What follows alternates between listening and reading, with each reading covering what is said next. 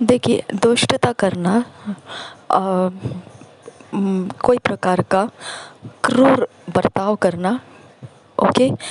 कोई भी प्रकार का जो नफ़रत की भावना से किया जाता है या कपट की योजनाओं में से किया जाता है, मन के अंदर के दूषित विचारों के द्वारा, पोल्यूटेड थॉट्स के द्वारा, ओके? दूसरों की हानि करने की इच्छा से, ओके? जब ऐसा कुछ किया जाता है तो दूसरों की हानि करने की इच्छा से मतलब दुष्टता से, किसी की भलाई ना हो, ठीक है? उस प्रकार का अगर कुछ करना है तो वो शैतान का स्पिरिचुअल हथियार है, ठीक है? और परमेश्वर ने हमको भी स्पिरिचुअल हथियार दिया है।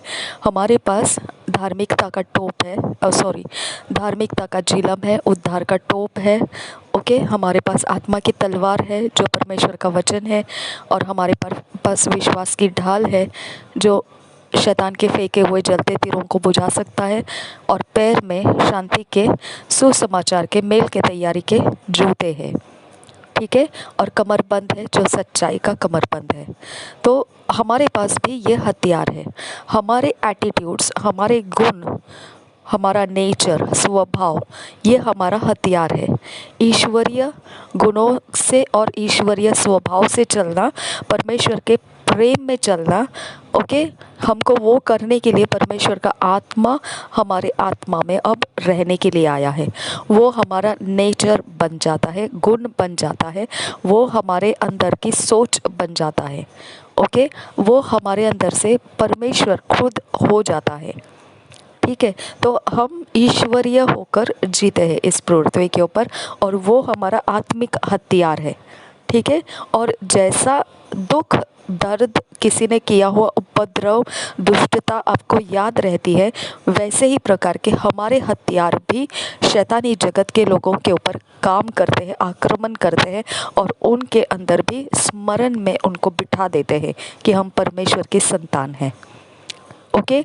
और ये प्रकार से हमारा हथियार काम करता है, उनका हथियार भी काम करता है। लेकिन हमेशा याद रखो, जब युद्ध होता है तो ये हथियार ज़ख्मी करते हैं एक दूसरों को, ठीक है? उस ज़ख्म को फिर युद्ध के वक्त में ठीक भी होना चाहिए। अगर अगले समय के लिए वो ठीक नहीं रहेगा तो आप युद्ध के काबिल नहीं रहते हैं, ओके? उसका आपको अलग प्रकार से अंजाम सहना पड़ता है। इसके लिए हर युद्ध का जो समय आज का है, आज का युद्ध है, आज के लिए काफ़ी है, उतना ही उठाओ जो आज के समय के लिए ज़रूरी है। अगर आपने बहुत बड़े बोझ पुराने समय का भी लिए हुए आज का समय काटने के लिए बैठेंगे तो आप कुछ प्राप्त नहीं कर पाएंगे, ओके? उल्टा आपका नुकसान ज़्यादा हो जाएगा, ओके? जो आपको चाहिए वो सोचें आपके अंदर नहीं आ सकती है। जो आपके मेमोरी को आज के समय के लिए रिटेन करना है, रखना है, ठहरा के देना है आपके लाइफ के लिए, वो नहीं कर पाएगा, ओके? तंदुरुस्त मन होना ज़रूरी है। अगर आपके अंदर का आत्मिक हथियार आप यूज़ कर रहे हैं, अगर आपने पानी का बपतिस्मा लिया डुबकी लगाकर पिता, पुत्र, पवित्र आत्मा के नाम से, तो ये एक आपका आत्मिक हथियार आपके विरोधी, आपके शत्रुओं के लिए ये एक मुकाबला करने का हथियार उठ गया, उनको लग चुका है वो, ओके? जब परमेश्वर का वचन कहता है अंधेरे के जगत में से तुमको मैंने उजियाले के जगत में ट्रांसफ़र करके लाया, ट्रांसफ़र यानी चला के लाया है, ओके? वहाँ की जगह को जब हम पड़े हुए थे तो हम शैतान के अधीन थे, दुष्टता के अधीन थे, तो उसने हमको उस दुष्टता के चंगुल में से निकाल के लाया है। इसका मतलब बलवंत कौन है? परमेश्वर बलवंत है, ओके? हमने सोचा नहीं कैसे, हमने नहीं समझा था किस प्रकार से उजियाला होता है, ओके? हमको उसके अंदर ट्रांसफ़र करके लाया है। तो इसका मतलब परमेश्वर हमको दुख में से बाहर लाया है, कष्ट में से बाहर लाया है, विपत्तियों में से बाहर लाया है। हर एक नेगेटिविटी जो दुष्टता के अंदर हमने देख लिया है, समझ लिया है, पहचान लिया है, और हम उसको महसूस कर चुके हैं, वो सब बुराइयों में से हमको उठा के परमेश्वर ने हमारे उजियाले में हमको लाके रख दिया है, परमेश्वर के सच्चाई में हमको लाके रख दिया है। तो उस वक्त फिर शैतान कहाँ था? इसका मतलब क्या बनता है? अब भी हमारे अगर कोई प्रॉब्लम सॉल्व नहीं हो रहे तो उसका भी जवाब परमेश्वर ही करेगा, शैतान नहीं कर सकता है।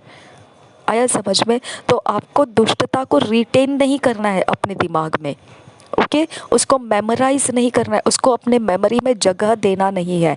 वो जगह इसीलिए करेगा क्योंकि वो सॉल्व नहीं किया आपने, इसके लिए वो जगह बनाएगा। वो नेचुरल तरह से वो जगह पकड़ लेता है, ओके? जो सॉल्व हो जाता है आपके दिलो दिमाग को वो छूता भी नहीं है, ओके? लेकिन जो सॉल्व नहीं हुआ है, एक नैसर्गिक पद्धति में हमारी रचना है ऐसी, जो हम पार नहीं कर चुके, वो हमारा पेंडिंग असाइनमेंट बन जाता है, ओके? वो हमारा बचा हुआ काम बन जाता है, जिसको हमें बार बार याद दिलाया जाता है कि आपको ये पूरा करना है, आपको ये पूरा करना है, ओके? तो अगर आपसे वो काम पूरा करना नहीं होता है तो इसका मतलब वो आपको हमेशा ही टॉर्चर लगेगा, टॉर्मेंट लगेगा, वो मेमोरी आपको बर्दाश्त के बाहर हो जाएगा, ओके?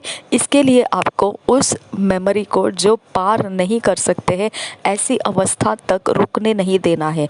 हमेशा आपके सोच में आपने इसको लिए हुए रखना है, सब कुछ संभव है परमेश्वर के द्वारा। मनुष्य के लिए असंभव है, नो प्रॉब्लम, ओके? लेकिन परमेश्वर के लिए सब कुछ संभव है, ओके? और उसके ज्ञान, उसकी बुद्धि, उसकी योजनाएं हमारी सोच और समझ से बिल्कुल अलग है। हमको मालूम भी नहीं पड़ा किस प्रकार से परमेश्वर ने हमको चुन लिया। अंधेरे में थे, उस अवस्था में, पाप की अवस्था में थे, उस समय हमको परमेश्वर ने अपना बनाने का निश्चय लिया, निर्णय लिया, और उसने वहाँ से हमको उठाया। उसने खुद उसके आत्मा से ये मेहनत करके हमको प्रार्थना करने वाले लोगों के झुंड में हमारी सोच रखा। लोगों ने हम पर प्रार्थनाएं लगाई, घुटने टेके, आंसू बहाए, हमारी चिंताएं की, ओके? लोग बोलते हैं क्योंकि आप बहुत सोचते हैं हमारे बारे में, इसके लिए आपको हमारी बहुत ज़्यादा फेवर करने की इच्छा रहती है। लेकिन आपको ये नहीं मालूम ये सोच हमको दिया किसने है, ओके?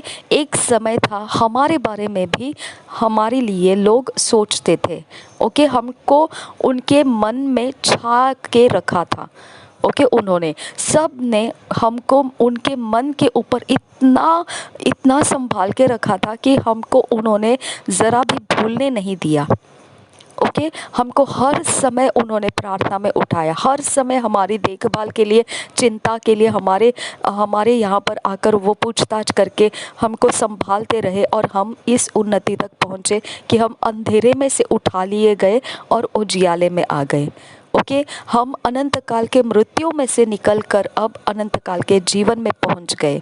अगर उनके मनों के ऊपर परमेश्वर ने हमको छाया हुआ नहीं रखा होता तो हमारे लिए कोई आंसू नहीं बहाता, कोई हमारी चिंता नहीं करता, कोई हमारे लिए कुछ भी भलाई नहीं कर सकता था कि हम अंधेरे में से निकलकर उजियाले में आ सके, ओके? तो ये सोच परमेश्वर हमको देता है। तो इस प्रकार से हमको ध्यान रखना है कि कोई ना कोई परमेश्वर का जन हमारी चिंता करेगा, कोई ना कोई परमेश्वर का जन हमारे लिए घुटने टेकेगा और प्रार्थना करेगा। कोई ना कोई तो रखा ही रखा है परमेश्वर ने। परमेश्वर की सेना अद्भुत है और उसकी योजनाएं बिल्कुल असीम है, उसको एंड नहीं है। उसकी योजनाओं को कोई तुलना नहीं कर सकता है, कोई कंपेयर नहीं कर सकता है, किसके समान हो सकती है। उसने कहा मेरे सोच और तुम्हारे मनुष्य के सोच में ज़मीन और आसमान जैसा अंतर है। और वो सोचे जो परमेश्वर की है, उसको कहा है वो हाईवेज है, ओके? वो ऊंचाई पर जाने वाले रास्ते हैं, ऊंचाई पर चलाने वाले रास्ते हैं। तो हमारा मसीही होना ऊंचाई के रास्ते में है हम, ओके? हमारे अंदर का सोच अगर ये गिरी पड़ी अवस्था के अनुसार होगा, अगर इस प्रकार की गिरी पड़ी अवस्था के अनुसार होगा जो मनुष्य की होती है, तो फिर हम उस ऊंचाई के रास्ते की जगह, जो हमारी पोजीशन है, जो हमारी डेस्टिनी की तरफ लेकर चल रहा है, उसको छोड़ के हम मूर्खता के तरफ अपने आप को रखे हैं। तो अगर आपने अपना रास्ता छोड़ के मूर्खता के रास्ते पर आए तो मूर्खता लोगों का क्या होता है? नाश, ओके, वहाँ क्या होती है? अज्ञानता। और अज्ञानता क्या करता है? नाश करता है। और किसको नाश किया? परमेश्वर के जन को। ओके, जो यरूशलेम को छोड़ के यरीहो की तरफ जा रहा था, उसको अधमुहा कर दिया। ओके, उसको सामरी ने आकर बचाया। आया समझ में? जो झुंड से अलग हो जाती भेड़ है, उसी को भेड़िया ढूंढ रहा होता है और उसी को वो खा लेता है। ठीक है। और गरजता हुआ सिंह भी, जो शैतान है, वो किसको ढूंढता फिरता है?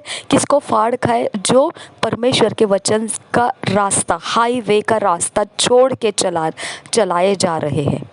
ओके, तो आपको ध्यान रखना है, हम बुद्धिमान जन हैं। ओके, हमारे ज्ञान, बुद्धि, समझ असीम परमेश्वर के साथ है, जिसको एंड नहीं है। ओके, हमारे अंदर परमेश्वर सोचे देता है। ओके, हमारे अंदर परमेश्वर उस सोच को देखने वाला हमारे अंदर कल्पना भी देता है, इमेजिनेशंस देता है। उसको हम पिक्चर्स की तरह देखना है।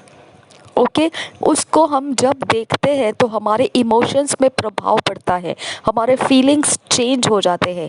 ओके, हमारे अंदर का माहौल, अंदरूनी मन जो होता है वो चेंज हो जाता है। उसी के अंदर सब कुछ है, उसी की रखवाली करने के लिए आपको कहा है। नीति वचन में 4 अध्याय के आई थिंक 23 वचन है। ओके, उसी के अंदर से आपका सब जीवन का मामला सफल सुलझ जाता है। ओके, आपको वहीं पर का देखभाल नहीं करना आता है। इसकी वजह से आप मसीही होने के बावजूद भी कहाँ पर आ गए? मूर्खता के लाइन में आके बैठ गए, ऊंचाई से गिर के नीचे की तरफ आके बैठे। तो नीचे तो नाश, ऑलरेडी उसका डेस्टिनी ही नाश है। ओके, अज्ञानता नाश है। ठीक है, तो आप उस डेस्टिनी में खुद हो के आके बैठेंगे तो आपको कोई बचा नहीं सकता है। आपको उठना है वहाँ से। पास्टर क्रिस ओयाखिलो में ये एक उदाहरण देते हैं कि एक ईगल का बच्चा था। ओके, वो ईगल का बच्चा को बिल्ली, ईगल, जो ईगल किसको कहते हैं? उकाब का बच्चा था। वो उकाब देख रहा था कि कुछ खाने के लिए है ज़मीन के ऊपर, और उसको पता नहीं था। उसको बिल्ली बहुत दूर से नज़र लगाए है कि जैसे ही वो ज़मीन पर आए उसको पकड़ ले। उकाब का बच्चा नहीं जानता था ये बात को कि बिल्ली उसको देख रही है, ताक लगाए हुए घात करने के लिए बैठी है। ओके, उसने देखा अच्छा है यहाँ पर कुछ मिल रहा है।